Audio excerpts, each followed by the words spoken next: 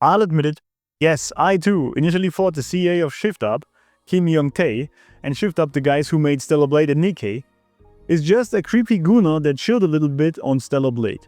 Because I thought Nikkei is really just a gooner gacha game. But since my Stellar Blade Complete Edition came with a key for Nikkei, I tried the game. And honestly, yes, there is a lot of rear view fan service, but I noticed something deep it shares with Stellar Blade that many miss. And it completely changed my beliefs on Kim and why he might be one of the most important people in the gaming sphere in the coming decades. As well as being a lightworker for humanity. So let me explain. Shift Up only made one other game so far, which is Nikkei, a mobile gacha game. I tried it the other day and yes, the gameplay isn't exactly deep, you really only aim at the enemies with one finger and set a bunch of squads, so you can play it one-handed. And there is a lot of fan service. But the characters actually also have deep conversations and deep lore. If you manage to listen to them, that is. There are a lot of topics about war, sisterhood, emotional vulnerability, melancholy, duty, making the right decisions, and questioning the control structures in the military. Yes, of course, there is also a lot of sexual innuendo, but you can totally play the game and focus more on the deep meanings behind it, although it does take a strong man to do so, I will admit that. But I realized Kim had the story to tell, and he's actually a genius for the way he did it. I think he always had the story and the vision for a game in mind. And funnily enough, Kim even admitted himself the story isn't as deep as they would have liked it to be, because they basically ran out of time because they focused a lot on gameplay, mechanics and world building, so they had to cut parts of the story. Apparently there is also a reason why Eve changes clothes all the time. I would have loved to explore that. Anyway, I don't think it was that bad, but of course it wasn't exactly deep. I think his main concern, consciously or not, I think he might not be fully aware of it, is bringing positive femininity back.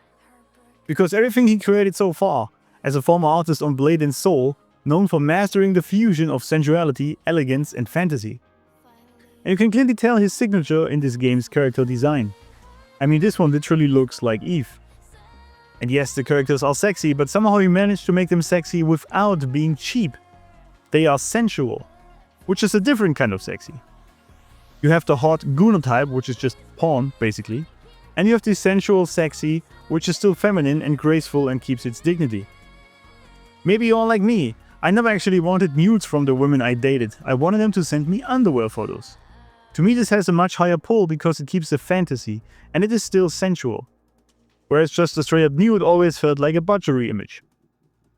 Which honestly, if we look at current society and how many women dress, they definitely rock the gooner style and lost their sensuality. Their dignity, their femininity. You can be a woman without being feminine. It's in the energy you radiate. And Kim has this talent to keep the dignity and sensual energy in women he creates. This is also why I like the DLC outfits for Eve the most. This one, for example, doesn't even show much of her body, but if you run or climb up walls, it kinda does. It has this innocent but still sexy energy. It's not intentionally sexy. It's not on your nose. It's more of a, whoops, you got to see more than I intended there, big guy, energy. Feminine energy, that is. Sexy but innocent about it. Or even the Nier Automata outfits. Yes, they are way more, let's say open, but they still have flowers and they are playful. Feminine again. And this is why Kim is actually a lightworker in disguise. He's catching us, the low-vibe dense gooner man and women, just looking at tits with Eve's external views, but subconsciously he's reprogramming us to enjoy true sensual feminine energy. It's not on-the-nose porn. It's cute, feminine, bubbly. It's even in the logo of the game, and yes, there is a mod that replaces the main menu text with the feminine, playful version of it. He's here to change society at large, if he knows it or not, and with millions of copies sold and an entirely new IP being successfully established with Stellar Blade, he's teaching us what true femininity is. That it isn't just the external, in tits and ass. And so the genius of him is displayed here, using the existing gooner system against itself.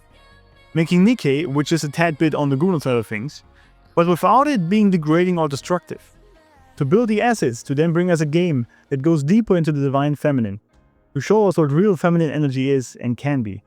He used Nikkei and the gooners and whales' money to get enough money as a springboard to then tell the actual story and tell us about the feminine, divine feminine energy with Stellar Blade.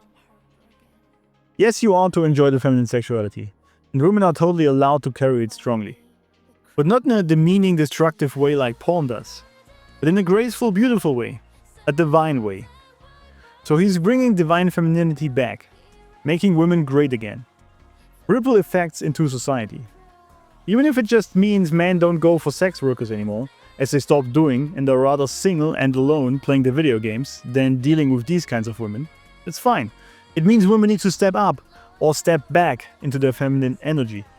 It's a win-win for us all.